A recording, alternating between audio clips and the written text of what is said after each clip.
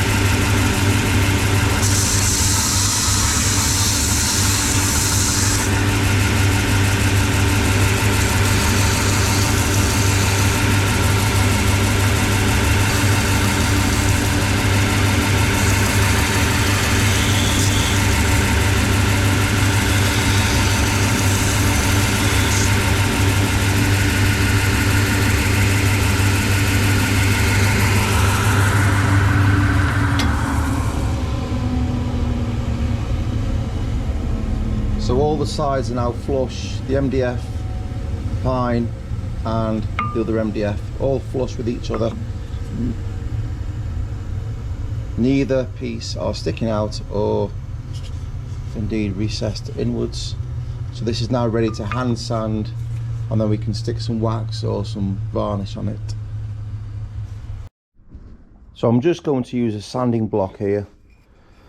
The sanding block just ensures that everywhere stays flat, and I'll just apply a bit of pressure, hold the project with my right hand, and then just sand around all the edges like so, and then do the top as well, do the face of it as well.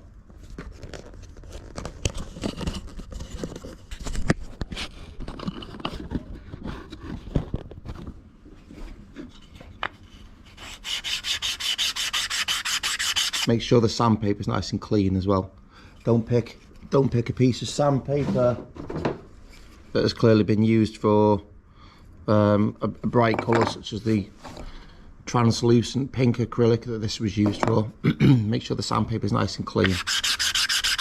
Just go over this, and this will get rid of the lines that has been left from the belt sander, the harsh abrasive sandpaper that's on the belt sander. Go around all the sides until you're happy with it, and then we can get rid of the burn that's been left from the laser cutter. We just circular motions. The belt sander would be too abrasive for doing the face of this. It would just take away too much of the surface. We'll just keep doing this for a while. Eventually the burn will disappear.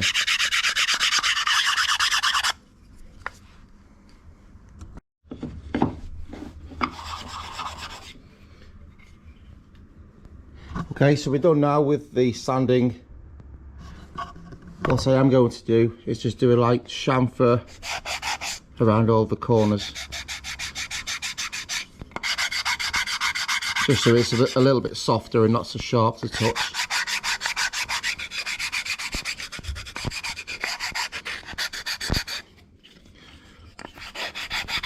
Do the back edge as well, slight chamfer.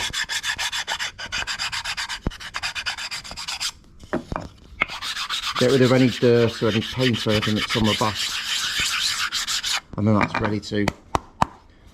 It might look as though your name has disappeared, but it'll just be because the dust has gone in there from sanding. Just give it a blow and your name will reappear as if by magic. So this is ready now for varnishing or staining or waxing, as I said earlier. I do have some beeswax in the cupboard, so I'm going to use that.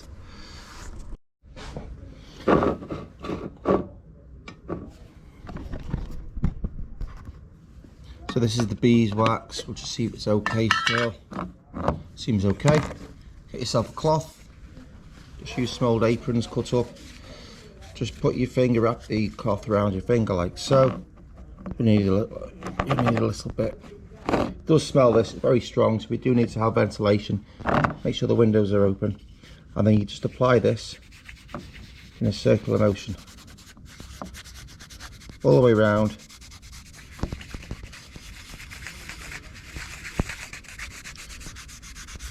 So, even coverage all around the surface area. Once you've covered the whole surface,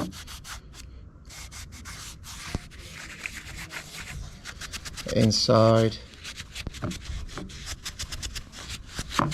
and you can see the oil from the wax, or the paraffin from the wax, soaks into the wood and gives it a nice shine and a nice sheen. A lovely finish. You see it's going shiny already. And just go around the outside, around the edges here. Makes an even bigger difference with the pine, with the natural wood.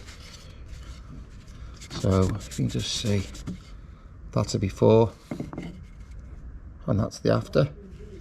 We'll just keep applying this. It does go quite far, this stuff. You don't need to put loads on the cloth.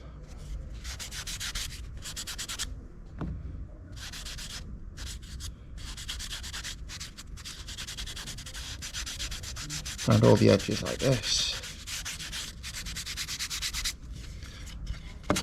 Once you've got all the edges done, you then find a nice clean dry part of the cloth and go back over it all to kind of buff. It buffs.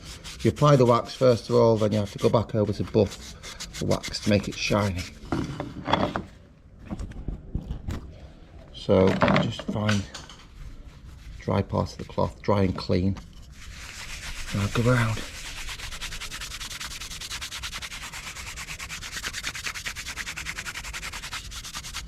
And you can tell when you've done it enough because the surface becomes smooth, shiny, and it removes any friction as well, so your finger just glides across the surface now.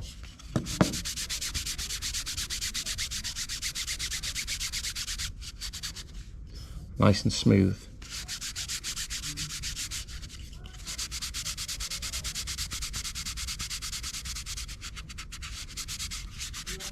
The inside will be the difficult part, but I suppose you won't be touching the inside too much to feel how smooth the inside becomes, but we'll give it a good go anyway. And I would repeat this step 2 or 3 times to really thicken out and make a nice hole hard surface, added protection. So that's it so far after just the one coat. Really enhances the grain of the natural wood. So I'd probably leave this to dry 5 minutes, then go back over with a second coat. I'll just finish going over. I'll just give it a bit more polishing around the outside and the top. Go and have a cup of tea, come back and give it a second coat.